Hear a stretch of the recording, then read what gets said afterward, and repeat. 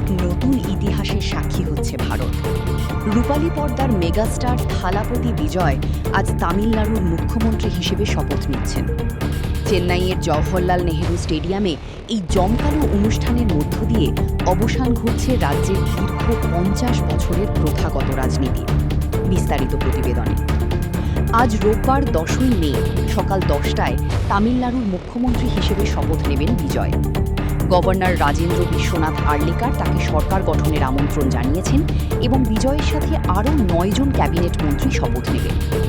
বিধানসভা নির্বাচনে বিজয়ের দল তামিলাগা ভেট্টি কাজগাম টিভিকে ১০৮টি আসন পেয়ে একক বৃহত্তম দল হিসেবে আবির্ভূত হয়। বর্তমানে কংগ্রেস, বিসিপি এবং বামপন্থী দলগুলোর সমর্থনে ১২০ জন বিধায়কের সংখ্যা নিশ্চিত করেছেন তিনি। বিজয়ের আমন্ত্রণে এই অনুষ্ঠানে যোগ দিচ্ছেন লোকসভার বিরোধী দলীয় নেতা রাহুল গান্ধী। নবগঠিত জোট সরকারের শরিক হিসেবে কংগ্রেসের এই অবস্থান বিজয়ের সরকারের প্রতি এক শক্তিশালী সমর্থনের বার্তা দিচ্ছে। বিজয়ের এই অভিষেককে কেন্দ্র করে চেন্নাই এখন উৎসবের নগর।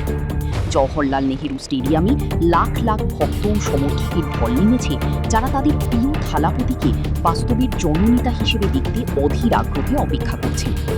দীর্ঘ ৫ দশকের ডিএমকে এবং এআইএডিএমকের তিমিরু শাসনের অবসান ঘটিয়ে বিজয়ের এই উত্থান দক্ষিণ ভারতের রাজনীতিতে এক নতুন দিগন্তের সূচনা করল।